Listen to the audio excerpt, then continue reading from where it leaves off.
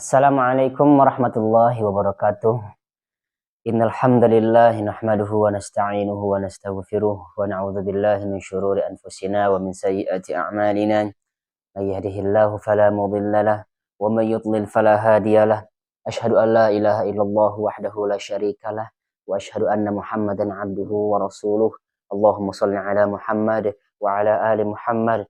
Alhamdulillah, saudaraku yang dirahmati Allah Subhanahu wa taala, kita bersyukur kepada Allah atas limpahan karunia yang diberikan kepada kita sehingga kita dapat melanjutkan kajian kita pada malam ini pada kitab Riyadhus Shalihin, di mana insyaallah kali ini kita akan membahas bab tentang kejujuran.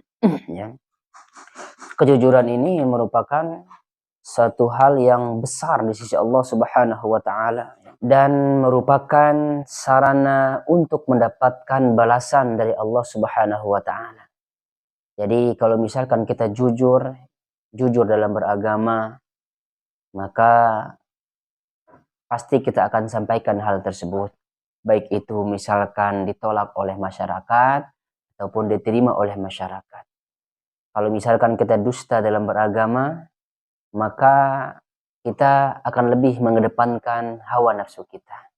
Oleh karenanya ya, mudah-mudahan dengan membaca hadis-hadis tentang kejujuran ini, kita menjadi termotivasi, terutama dalam berdakwah itu kita harus jujur ya dalam menyampaikan suatu hukum. Kalau ini halal, katakan halal.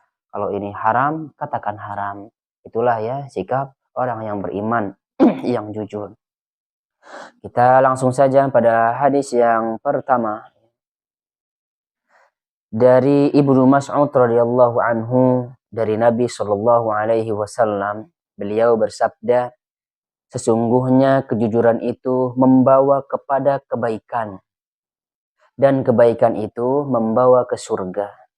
Orang yang jujur akan selalu bertindak jujur sampai kemudian ia ditulis di sisi Allah sebagai orang jujur. Dan sesungguhnya dusta itu membawa kepada keburukan dan keburukan itu membawa ke neraka. Seorang pendusta akan selalu berdusta sehingga dia ditulis di sisi Allah sebagai pendusta. Kita berilmu dari hal demikian ya. Hadirin saudaraku yang dirahmati Allah Subhanahu wa taala. Di sini disebutkan bahwa berita itu ada yang disampaikan dengan lisan, ada pula yang disampaikan dengan raga kita. Jadi, berita yang disampaikan dengan lisan disebut perkataan. Ya. Kalau berita disampaikan dengan lisan itu disebut perkataan. Sedangkan yang disampaikan dengan anggota badan, nah ini yang dimaksud dengan perbuatan. Nah, kita lanjut ya. Nah, tetapi seorang dikatakan berbohong dengan perbuatan jika orang itu melakukan suatu perbuatan yang bertentangan dengan apa yang ada dalam batinnya. Berarti ia berbohong dengan perbuatan. Amal perbuatan yang lahir ketika dorongan dari dalam batin disebut, saya ulanginya, amal perbuatan yang lahir tidak karena dorongan dari dalam batin itu disebut dusta. Oleh karena itu ya dikatakan bahwa kejujuran itu bisa dengan lisan juga bisa dengan raga. Sementara jika terjadi kesesuaian antara raga dan apa yang ada di dalam hati, nah disebut jujur dalam perkataan. Ini bukan seperti orang munafik ya. Orang munafik mah beda, orang munafik mah. Dia di depannya memang dia beriman, mengaku beriman. Sholat ya sholat dianya. Tetapi dari segi perbuatan dan hati dan perbuatannya itu berbeda. Lihatlah ya di zaman Rasulullah. Ya janganlah di zaman Rasulullah, zaman sekarang lah. Zaman sekarang Masya Allah. Si A ini berkata ke si B begini. Tapi kalau dia berkata ke si C, beda lagi yang diucapkan. itu berarti dia berdusta. Itu tidak jujur berarti maksudnya. Kita lanjut hadis kedua. Dari Abu Muhammad Al-Hasan bin Ali bin Abi Thalib radhiyallahu anhuma. Ia berkata, aku menghafal beberapa kalimat dari Rasulullah Shallallahu alaihi wasallam, yaitu tinggalkan sesuatu yang meragukanmu menuju suatu yang tidak meragukanmu. Sesungguhnya jujur itu menimbulkan ketenangan, sedangkan dusta menimbulkan keraguan. Ya, yang pertama kita bahas satu-satu ya. Ini merupakan kaidah fikih ya. Oleh karenanya para ulama-ulama fikih itu mereka menempuh jalan kehati-hatian untuk mengambil sebuah hukum. Ya. Kita kasih contoh. Misalkan ada seseorang yang bajunya terkena najis misal. Tapi dia ragu apakah di depan atau di belakang. Kalau dia cuci di depan, maka barangkali ya bisa jadi yang di belakang ternyata yang kena najisnya. Oleh karenanya dalam kehati-hatian seperti ini, hendaklah dia mencucinya di depan dan di belakang. Dia basuh di depan dan di belakang. Dan lebih aman lagi, ya sudah cuci aja semuanya, kan selesai. Itulah dalam Islamnya.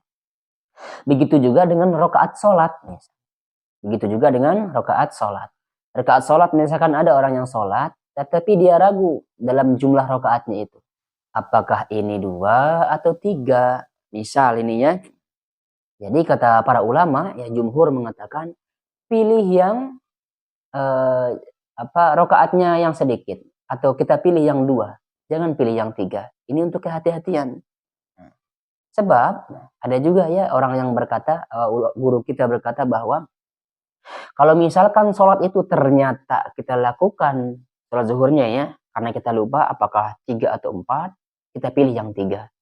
Kalau misalkan ternyata itu adalah yang benarnya adalah 5 rakaat, itu merupakan bentuk istilahnya itu ya, bentuk penghinaan kepada setan. Karena kita bersujud gitu ya. Tapi jangan disengaja. Sholat zuhurnya 5 rakaat, bukan seperti itu ya. Ini mah misalnya kalau ada orang lupa rakaatnya, maka pilih yang paling kecil ya. Kalau misalkan 3 atau 4 ini ya sudah pilih 3. Kecuali dia benar-benar yakin oh ini 4. Ya sudah 4 berarti tinggal salam. Itulah dia ya, kehati-hatian dalam mengambil sebuah hukum dalam Islam. Kita lanjutkan ya. Sesungguhnya jujur itu menimbulkan ketenangan, sedangkan dusta itu menimbulkan keraguan. Ini tidak dilakukan lagi ya. Kalau orang jujur pasti tenang dia. Kalau orang suka berdusta nggak tenang. Walaupun pada saat itu misalkan dia selamat dari nagih hutang, ada yang nagih hutang sama dia misalnya, dia berdusta saat itu, atau misalkan dia sedang berjualan tapi dia berdusta, bisa jadi pada saat itu mah dia selamat. Tetapi ketahuilah hatinya itu selalu gundah. Hatinya itu nggak bakal tenang. Apalagi ya ketika ditagih hutang tersebut. Sebagian orang kalau misalkan ditagih hutang, dia berhutang nih, lalu kemudian ada orang yang nagih, banyak juga orang yang berbohong ketika ditagih. Oh belum ada, soalnya kemarin tuh begini dan lain sebagainya. Bahkan ada juga orang yang terkadang sengaja menyuruh anaknya ketika ada orang yang nagih mencari orang tuanya. Nah orang tuanya ini bilang kepada anaknya, bilangin mama nggak ada, bilangin papa nggak ada. Ini kan termasuk kita yang mengajarkan anak kita tentang kebohongan. Kita tidak jujur dalam mendidik anak-anak kita. Lalu kemudian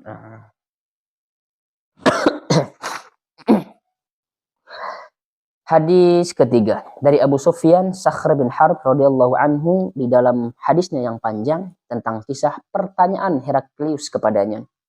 Apa yang maksudnya Nabi Shallallahu alaihi wasallam perintahkan kepada kalian? Kata Heraklius ini. Abu Sufyan berkata, saya mengatakan bahwa beliau bersabda, sembahlah Allah yang Maha Esa dan janganlah kalian menyekutukan Dia dengan apapun. Tinggalkan ajaran nenek moyang kalian.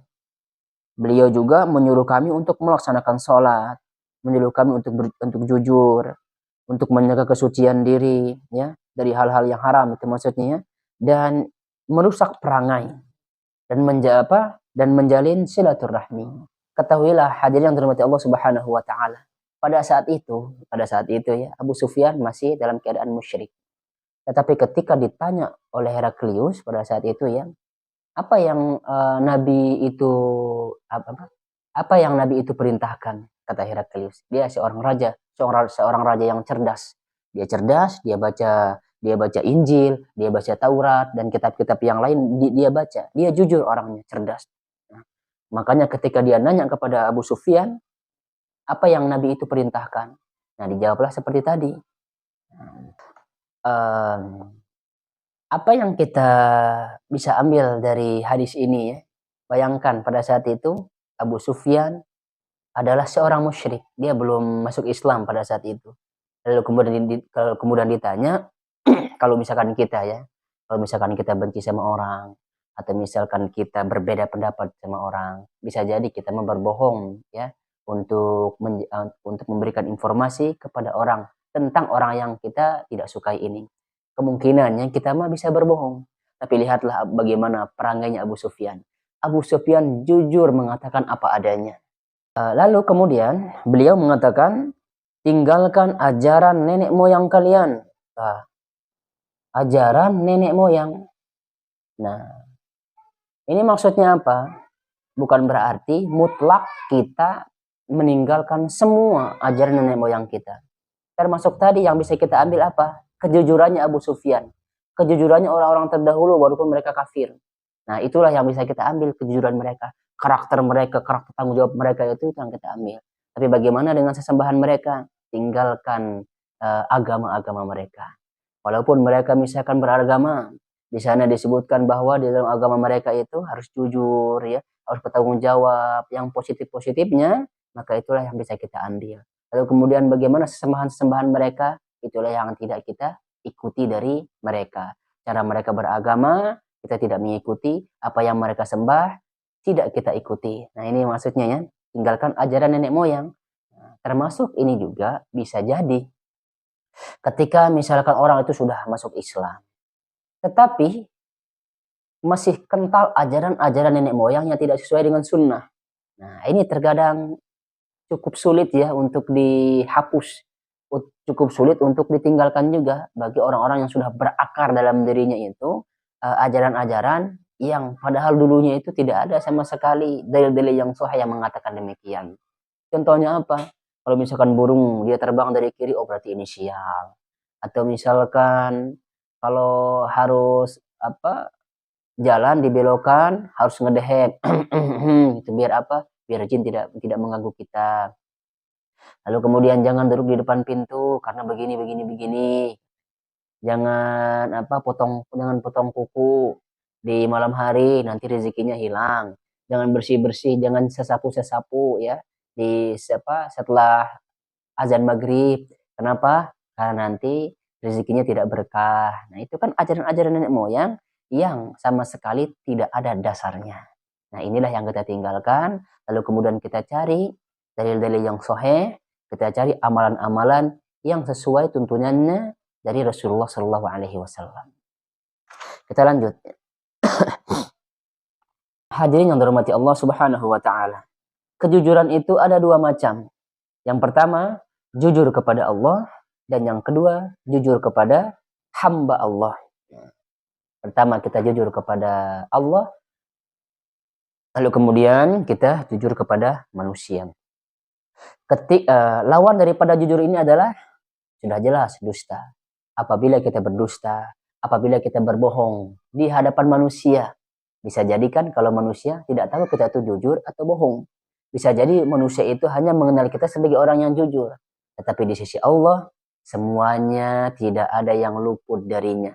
Kita misalkan di dalam pembicaraan kita ini ya, yang menurut manusia itu jujur, padahal dalam hati kita ini kita berbohong. Allah Maha tahu hal yang demikian. Oleh karenanya, jujur, kalau kita benar-benar jujur kepada Allah, pasti kita akan jujur kepada manusia. Jujur dalam beragama, pasti kita akan jujur menyampaikan kepada manusia. Jujur dalam beragama, pasti kita akan sampaikan dalil itu walaupun pahit. Pasti kita akan sampaikan dalil tersebut walaupun masyarakat misalkan sebagian besar tidak menerimanya. Kalau orang yang jujur dalam beragama, jujur dalam berdakwah, maka dia akan sampaikan hal yang demikian. Itulah sikap kita yang seharusnya yang kita lakukan ketika kita menyampaikan ilmu kepada orang lain. Kita lanjutkan hadis keempat. Dari Abu Thabit dikatakan, Abu Sa'id dikatakan juga, Abu Al-Walid, Sahal bin Hanayf, ia adalah orang yang ikut perang Badar. Radhiyallahu anhu. Bahwa Nabi Shallallahu alaihi wasallam bersabda, barang siapa yang benar-benar memohon kepada Allah Ta'ala untuk mati syahid, niscaya Allah akan mengabulkan ketingkatan orang yang mati syahid, meski ia mati di tempat tidurnya. Gitu ya. Hadirin yang dirahmati Allah Subhanahu wa Ta'ala.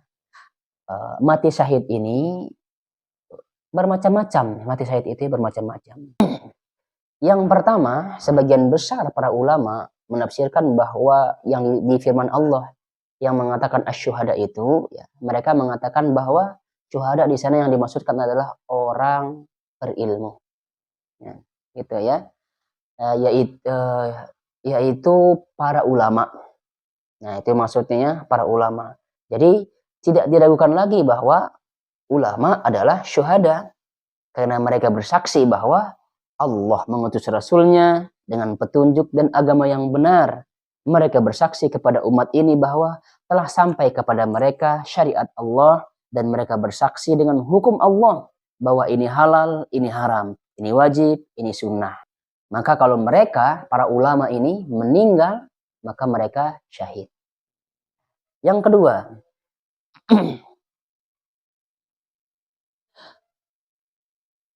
orang yang meninggal karena penyakit berbahaya.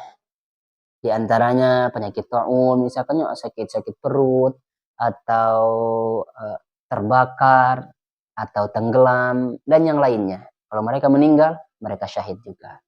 Yang ketiga adalah orang yang mati karena berjuang di jalan Allah. Itu yang ketiga, orang yang mati karena berjuang di jalan Allah. Yang keempat, orang yang terbunuh karena mempertahankan harta, ya, hingga mati. Ini ya, kita bahas yang ketiga dan keempat. Orang yang berjuang di jalan Allah, mereka syahid. Nah, sebelumnya juga saya pernah menjelaskannya di kajian-kajian, di tempat kajian yang lain, bahwa ada seseorang, dia sudah ahli surga, lalu kemudian dia disuruh minta dan berharaplah, kata Allah. Lalu kemudian si hamba, ya, semua saya sudah rasakan, ya Allah, kenikmatan surga, katanya. Allah menyuruh dia minta dan berharap. Lalu kemudian dia berkata kepada Allah, ya Allah, tolong kembalikan aku ke dunia. Ya, untuk apa, kata Allah? Saya ingin kembali ke medan perang, saya ingin tubuh saya ini disayat-sayat, dan saya ingin mati 10 kali, hidup 10 kali, katanya. Kenapa? Karena dia sudah merasakan bagaimana kenikmatan mati di jalan Allah itu.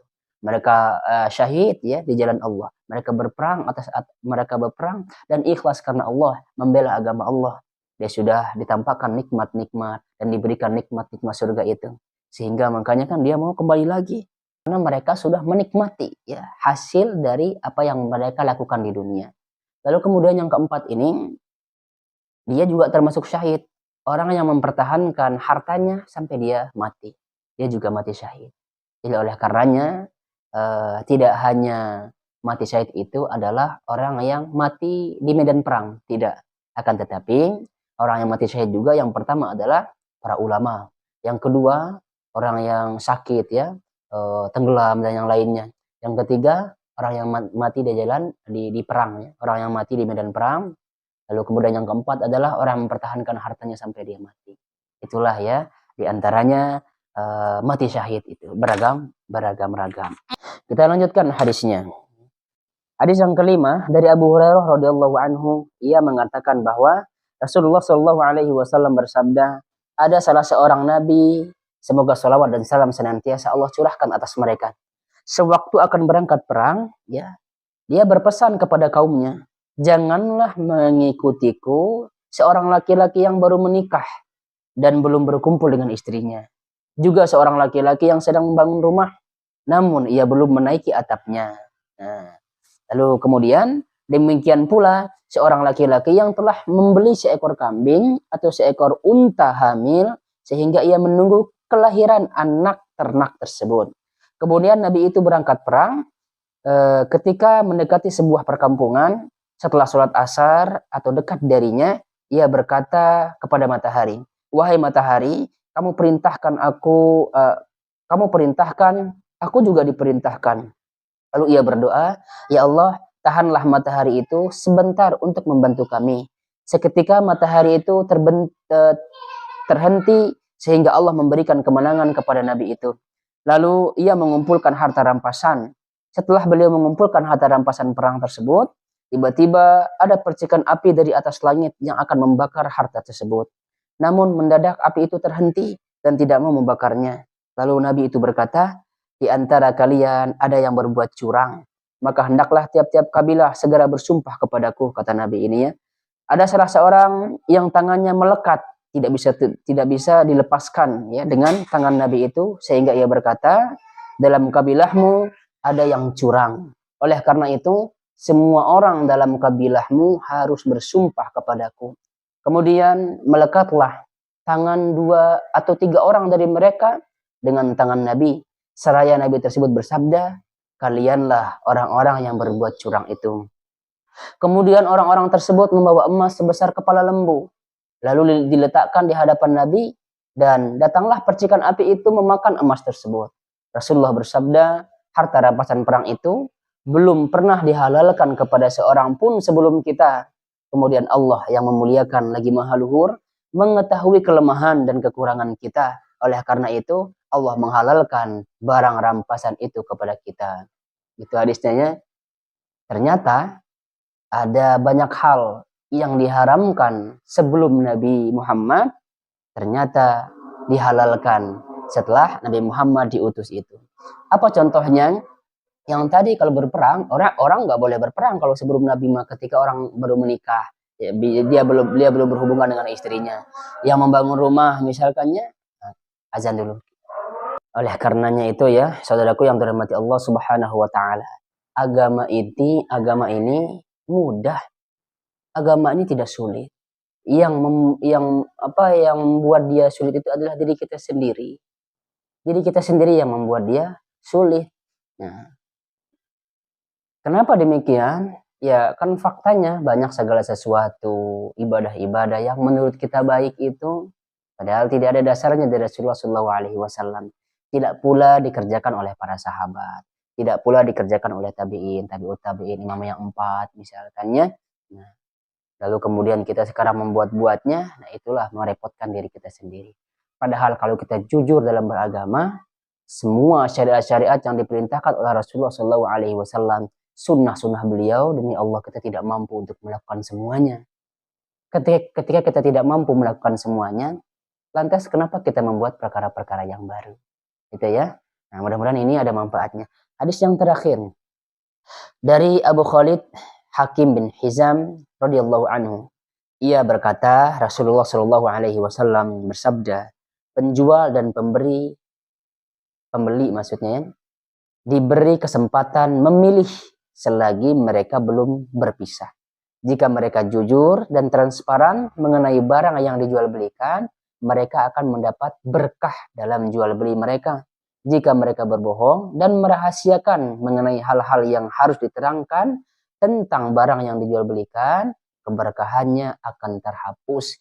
Hadis ini sangat penting bagi saudara-saudara kita, bagi saudara-saudaraku yang profesinya sebagai pedagang, ya, ataupun yang lainnya. Intinya mah kita harus jujur. Kalau dalam hadis ini makan yang penjual dan pembeli, ya, si penjual terutama jangan suka berbohong. Sebab terkadang kita lihat di lapangannya, ini berapa harganya Pak? Oh ini harganya contoh ya 50.000. Oh bisa 40.000 enggak? Oh enggak bisa karena ini modalnya 40.000 katanya. Padahal modalnya itu adalah berapa kira-kira modalnya? 20.000. Nah, kalau sekiranya kita tidak ditanya modalnya, enggak usah kita menjawab dengan menjelaskan kepada pembeli ini, oh modalnya sekian. Padahal kita berbohong tentang model demikian. Lalu kemudian ketika kita ditanya tentang kondisi barang misal, padahal barang itu tuh jelek, lalu kemudian kita bagus-baguskan. Nah, sehingga si penjual ini dia berdusta, ya. Apa yang dia dapatkan tidak berkah dalam jual belinya. Karena waktunya sudah habis, alhamdulillah juga udah qomat, waktunya kita sholat. Subhanakallahumma bihamdika asyhadu an la ilaha illa anta astaghfiruka wa atubu ilaik. Assalamualaikum warahmatullahi wabarakatuh.